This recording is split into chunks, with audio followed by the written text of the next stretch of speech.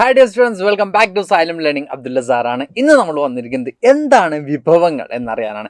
എന്താണ് റിസോഴ്സസ് അല്ലെങ്കിൽ വിഭവങ്ങൾ എന്നറിയാനാണ് നമ്മൾ വന്നിരിക്കുന്നത് അല്ലേ. അപ്പോൾ നിങ്ങൾക്കൊരു ചാപ്റ്റർ പഠിക്കാണ്, ഗിഫ്റ്റ് ഓഫ് ദ നാച്ചുറൽ അല്ലെങ്കിൽ പ്രകൃതിയുടെ വരദാനം എന്ന് പറയുന്ന ഒരു ചാപ്റ്ററിൽ വിഭവങ്ങളെക്കുറിച്ച് പഠിക്കാനുണ്ട്. പലതരത്തിലുള്ള വിഭവങ്ങൾ നിങ്ങൾ ഈ ഒരു ചാപ്റ്ററിൽ പഠിക്കുന്നുണ്ട്. അപ്പോൾ നിങ്ങൾക്ക് എക്സാമിന് ഏറ്റവും ഇമ്പോർട്ടൻ്റ് ആയിട്ടുള്ള ഒരു ഭാഗം തന്നെയാണ് ഈ റിസോഴ്സസ് എന്ന് പറയുന്നത് അല്ലെങ്കിൽ വിഭവങ്ങൾ എന്ന് പറയുന്നത്. അപ്പോൾ നമ്മൾ വളരെ ചെറിയ സമയം കൊണ്ട് തന്നെ വിത്തിൻ 5 minutes നമുക്ക് എന്ത് പഠിച്ചെടുക്കാം, വിഭവങ്ങൾ എന്താണ്, എന്തൊക്കെ തരത്തിലുള്ള വിഭവങ്ങളുണ്ട്, ഈ കാര്യങ്ങളൊക്കെ നമുക്ക് എന്ത് ചെയ്യാം, പെട്ടെന്ന് തന്നെ പഠിച്ചെടുക്കാം. എക്സാമിന് യൂസ്ഫുൾ ആയിരിക്കും എന്നുള്ള കാര്യത്തിൽ ഒരു സംശയവുമില്ല. ഇത് ബേസ് ചെയ്തിട്ട് നിങ്ങൾക്ക് 5 മാർക്കിന് വരെയുള്ള ചോദ്യങ്ങൾ പ്രതീക്ഷിച്ച് പോകാം മക്കളെ. അപ്പോൾ സെറ്റായിട്ട് നമുക്ക് എന്ത് ചെയ്യാം, സ്റ്റാർട്ട് ചെയ്യാം അല്ലേ. അപ്പോൾ എന്താണ് വിഭവങ്ങൾ എന്ന് ചോദിക്കുമ്പോൾ നമുക്ക് കാണാൻ പറ്റും, സിമ്പിളായിട്ട് അതിൻ്റെ ഡെഫിനിഷൻ നമ്മൾ നോക്കുകയാണെങ്കിൽ those things useful to a man are called resources എന്നാണ് പറയുന്നത്. അല്ലെങ്കിൽ പ്രകൃതിയിൽ കാണുന്നതും മനുഷ്യന് ഉപയോഗപ്രദമായ വസ്തുക്കളെയാണ് നമ്മൾ എന്ത് പറയുന്നത്, വിഭവങ്ങൾ എന്ന് പറയുന്നത്. ഇപ്പോൾ മക്കൾക്ക് സംശയമുണ്ടാവും, എന്നാലും ക്ലിയർ അല്ല, എന്തൊക്കെയാണ് സാറേ വിഭവങ്ങൾ. ഇപ്പം നമ്മളിങ്ങനെ സിമ്പിളായിട്ട് അതിൻ്റെ ഡെഫിനിഷൻ പറയുമ്പോൾ, അതിൻ്റെ നിർവചനം പറയുമ്പോൾ അത് അങ്ങനെ പഠിച്ചെടുക്കാൻ ഭയങ്കര പ്രയാസമായിരിക്കും അല്ലേ. അപ്പോൾ പ്രകൃതിയിൽ കാണുന്നതും മനുഷ്യന് ഉപയോഗപ്രദവുമായിട്ടുള്ള വസ്തുക്കളെ വിഭവങ്ങൾ എന്ന് പറയുമ്പോൾ അത് എന്തൊക്കെയാണ് എന്നറിയാനായിരിക്കും മക്കൾക്ക് എല്ലാവർക്കും താല്പര്യം. അപ്പോൾ നമുക്ക് അത് തന്നെ നോക്കാം, എന്തൊക്കെയാണ് പ്രധാനപ്പെട്ട വിഭവങ്ങൾ നോക്കാം. യെസ്, നമ്മളിവിടെ കാണുന്നുണ്ട്, സാറിന് പിന്നിൽ ഈ കാണുന്നത് എന്താണ്, വിഭവങ്ങളാണ്, റിസോഴ്സസ് ആണ്. അപ്പോൾ നമുക്ക് അവിടെ എന്തൊക്കെയുണ്ട്, ശിലകൾ, റോക്സ് ഉണ്ട്, വാട്ടർ ഉണ്ട് അല്ലേ, പിന്നെയോ സോയിൽ നമുക്ക് കാണാൻ പറ്റും, അങ്ങനെ പലതും, ധാതുക്കൾ, മിനറൽസ് ഉണ്ട്, സൺലൈറ്റ് ഉണ്ട്, വിൻഡ് ഉണ്ട്, കാറ്റുണ്ട്, മരങ്ങളല്ല ഇത് വിൻഡാണ് അല്ലേ, മരങ്ങളൊക്കെ ഉണ്ട്, എല്ലാം വിഭവങ്ങളാണ്, എല്ലാം റിസോഴ്സസ് ആണ്. അപ്പോൾ ഇതിനെയൊക്കെയാണ് നമ്മൾ എന്ത് പറയുന്നത്, റിസോഴ്സസ് എന്ന് പറയുന്നത്. അപ്പോൾ ഒന്നും കൂടി ആ ഡെഫിനേഷൻ എന്ന് വായിച്ചു നോക്കിയേ. Those things useful to man are called resources. പ്രകൃതിയിൽ കാണുന്നതും മനുഷ്യന് ഉപയോഗപ്രദമായ വസ്തുക്കളെയാണ് നമ്മൾ എന്ത് പറയുന്നത്, വിഭവങ്ങൾ എന്ന് പറയുന്നത്. ഇപ്പം അത് കത്തിയില്ലേ, ഇപ്പം എന്താണ് വിഭവങ്ങൾ എന്ന് ചോദിക്കുമ്പോൾ ആ ഡെഫിനിഷൻ മക്കൾക്ക് എന്ത് ചെയ്യാൻ പറ്റും, വെച്ച് എഴുതാൻ പറ്റും.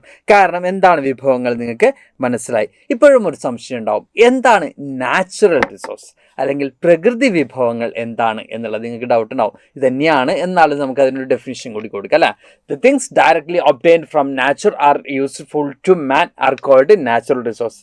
നമ്മൾ ഈ പറഞ്ഞത് തന്നെയാണ്. അപ്പോൾ ആ പിക്ചറിനെ ബേസ് ചെയ്തിട്ട് നമ്മളൊന്ന് പറയും, എന്താണ് പ്രകൃതിയിൽ നിന്ന് നേരിട്ട് ലഭിക്കുന്നതും അതുപോലെ തന്നെ ഉപയോഗയോഗ്യവുമായിട്ടുള്ള ഇത്തരം വിഭവങ്ങളെയാണ് നമ്മൾ പറയുന്നത് പ്രകൃതി വിഭവങ്ങൾ. ഇത്തരം വിഭവങ്ങൾ, ഇവിടെ നമ്മൾ കാണുന്ന ഇത്തരം വിഭവങ്ങളെയാണ് നമ്മൾ എന്ത് പറയുന്നത്, പ്രകൃതി വിഭവങ്ങൾ അല്ലെങ്കിൽ നാച്ചുറൽ റിസോഴ്സസ് എന്ന് പറയുന്നത്. ഇനി നമ്മൾ ഈ റിസോഴ്സസിനെ ക്ലാസിഫൈ ചെയ്യുന്നുണ്ട്, കാറ്റഗറൈസ് ചെയ്യുന്നുണ്ട്, വ്യത്യസ്ത വിഭാഗങ്ങളായിട്ട് തരംതിരിക്കുന്നുണ്ട്. അത് ഏതൊക്കെയാണ് എന്നാണ് നമുക്കിനി നോക്കാനുള്ളത് അല്ലേ. ഇവിടെ നമുക്ക് നോക്കാം. വിഭവങ്ങൾ നമ്മൾ എന്ത് ചെയ്തിട്ടുണ്ട്, ബയോട്ടിക് റിസോഴ്സസ് എന്നും അബയോട്ടിക് റിസോഴ്സസ് എന്നും അല്ലെങ്കിൽ ജൈവ വിഭവങ്ങളെന്നും അജൈവ വിഭവങ്ങളെന്നും രണ്ടായി എന്ത് ചെയ്തിട്ടുണ്ട്, തരം തിരിച്ചിട്ടുള്ളതായിട്ട് കാണാൻ പറ്റുന്നുണ്ട് അല്ലേ. അപ്പം മക്കൾക്ക് സംശയമുണ്ടോ, എന്താണ് ജൈവ വിഭവങ്ങൾ അല്ലെങ്കിൽ എന്താണ് അജൈവ വിഭവങ്ങൾ, ബയോട്ടിക് എന്താണ്, അബയോട്ടിക് എന്താണ് എന്നൊരു സംശയം മക്കൾക്ക് ഉണ്ടാവും. സിമ്പിളായിട്ട് നമുക്ക് പറയാം, living resource are called biotic resource. Living resources, ജീവനുള്ള വിഭവങ്ങളെ നമ്മൾ എന്ത് പറയുന്നു, ജൈവ വിഭവങ്ങൾ എന്ന് പറയുന്നു. ജീവനുള്ളവയെ നമ്മൾ എന്ത് പറയുന്നു, ജൈവ വിഭവങ്ങൾ എന്ന് പറയുന്നു, അല്ലെങ്കിൽ ബയോട്ടിക് റിസോഴ്സസ് എന്ന് പറയുന്നു. അപ്പോൾ ജീവനില്ലാത്തതിന് നമുക്ക് എന്ത് വിളിക്കാം, yes, non living resources are called abiotic resource. ജീവനില്ലാത്തവയെ അജൈവ വിഭവങ്ങൾ എന്ന് വിളിക്കുന്നു. കാരണം അതിനെന്തില്ല, ജീവനില്ല. അപ്പോൾ നമ്മൾ രണ്ടായിട്ടാണ് വിഭവങ്ങളെ കാറ്റഗറൈസ് ചെയ്തിട്ടുള്ളത്. എന്തൊക്കെയാണ്, ജൈവ വിഭവങ്ങളും അജൈവ വിഭവങ്ങളും, അല്ലെങ്കിൽ biotic resource and abiotic resources. അപ്പോൾ ബയോട്ടിക് റിസോഴ്സ് എന്ന് പറഞ്ഞാൽ ലിവിങ് തിങ്സ് ആണ് നമ്മൾ പറയുന്നതെങ്കിൽ, അബയോട്ടിക് പറയുമ്പോൾ നമ്മൾക്ക് എന്ത് കാണാൻ, നോൺ ലിവിങ് റിസോഴ്സിനെയാണ് നമ്മൾ എന്ത് പറയുന്നത്, അബയോട്ടിക് റിസോഴ്സസ് എന്ന് പറയുന്നത്. അപ്പോൾ ഇത് മോസ്റ്റ് ഇമ്പോർട്ടൻ്റ് ആയിട്ടുള്ള ഭാഗമല്ലേ. അപ്പോൾ നിങ്ങൾ ഈ ഒരു ചാപ്റ്ററിൽ ഏറ്റവും പ്രധാനപ്പെട്ട ഒരു ഭാഗം തന്നെയാണിത്, റിസോഴ്സസ് എന്ന് പറയുന്നത്.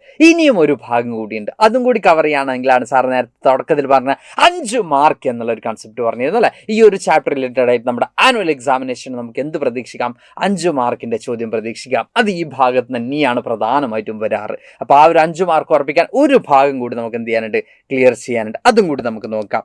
ഓക്കെ, അപ്പോൾ നമ്മൾ ലിവിങ് റിസോഴ്സസിന് എന്ത് പറയുന്നു, നോൺ ലിവിങ് റിസോഴ്സസിന് എന്ത് പറയുന്നു, ജീവനുള്ള വിഭവങ്ങളെ എന്താണ് വിളിക്കുന്നത്, ജീവൻ ഇല്ലാത്ത വിഭവങ്ങളെ എന്താണ് വിളിക്കുന്നത് എന്നൊക്കെ പഠിച്ചു. ഇനി നമുക്ക് നോക്കാനുള്ളത് എവർ അവൈലബിൾ റിസോഴ്സസും എക്സ്ഹോസ്റ്റബിൾ റിസോഴ്സും ആണ്. എപ്പോഴും ലഭ്യമായ വിഭവങ്ങളും അതുപോലെ തന്നെ ഉപയോഗത്തിനനുസരിച്ച് തീർന്ന വിഭവങ്ങളുമാണ്. അപ്പോൾ റിന്യൂവബിൾ റിസോഴ്സ് ഉണ്ട്, നോൺ റിന്യൂവബിൾ ഉണ്ട്. റിന്യൂവബിൾ എന്ന് പറയുന്നത് എപ്പോഴും ലഭിക്കുന്നത്, നോൺ റിന്യൂവബിൾ എന്ന് പറയുന്നത് ഉപയോഗത്തിനനുസരിച്ച് തീരുന്നത്. പുനഃസ്ഥാപിക്കപ്പെടുന്ന വിഭവങ്ങളുണ്ട്, പുനഃസ്ഥാപിക്കപ്പെടാത്ത വിഭവങ്ങൾ നമുക്ക് കാണാൻ പറ്റും. അപ്പോൾ നമുക്കിവിടെ നോക്കാം. യെസ്, വിൻഡ് നമ്മൾ എന്തിൽ കൊടുത്തിട്ടുണ്ട്, എവർ അവൈലബിൾ റിസോഴ്സ് ആണ് വിൻഡ്, കാറ്റ് നമ്മൾ കൊടുത്തിട്ടുള്ളത്. കാറ്റ് മാത്രമാണോ, നമുക്ക് അവിടെ എന്ത് കൊടുക്കാം? സൺലൈറ്റും കൊടുക്കാം. സൺലൈറ്റും നമുക്ക് എന്തിൽ കൊടുക്കാം? എവർ അവൈലബിൾ റിസോഴ്സസിൽ കൊടുക്കാം അല്ലെ. സൺലൈറ്റും നമുക്ക് എന്തിൽ കൊടുക്കാം? സൂര്യപ്രകാശം നമുക്ക് എന്തിൽ കൊടുക്കാം? അല്ലെങ്കിൽ സൗരോർജ്ജം നമുക്ക് എന്തിൽ കൊടുക്കാം മക്കളെ? സൂര്യപ്രകാശം അല്ലെങ്കിൽ സൗരോർജ്ജം നമുക്ക് എവർ അവൈലബിൾ റിസോഴ്സസിൽ കൊടുക്കാം അല്ലേ. സൂര്യപ്രകാശം എന്ന് ഇതിൻ്റെ തൽക്കാലം കേട്ടോ. ഓക്കെ, ഇനി കോൾ എന്നുള്ളത് നമ്മൾ എന്തിൽ തന്നിട്ടുണ്ട്? എക്സ്ഹോസ്റ്റബിൾ റിസോഴ്സസിൽ തന്നിട്ടുണ്ട്. അപ്പോൾ അവിടെ എന്തും കൂടി നമുക്ക് കൊടുക്കാം? പെട്രോളിയം കൂടി കൊടുക്കാം. പെട്രോളിയം കൂടി കൊടുക്കാം. ഓക്കെ, പെട്രോളിയം കൂടി അതിൽ വരുന്നതാണ് നമുക്ക് പറയാം പെട്രോളിയം. ഇനിയും ഓരോ പോയിന്റ് അവിടെ എഴുതാനുണ്ട് അല്ലേ. ഇനിയും ഓരോ പോയിന്റ് എഴുതാനുണ്ട്. ടെക്സ്റ്റ് ബുക്കിൽ കുറേ അധികം പിക്ചേഴ്സും തന്നിട്ടുണ്ട്. ഇനി ഓരോന്നും, അതായത് എക്സോസ്റ്റബിൾ റിസോഴ്സും എവർ അവൈലബിൾ റിസോഴ്സും എക്കാലത്തും ലഭ്യമായതും അതുപോലെ തന്നെ ഉപയോഗത്തിനനുസരിച്ച് തീരുന്നതും അവിടെ ഇനി ഓരോ കോളം ഇവിടെ തന്നിട്ടുണ്ട്. ഓരോ ബ്ലാങ്ക് സാർ ഇവിടെ ഇടുന്നുണ്ട്.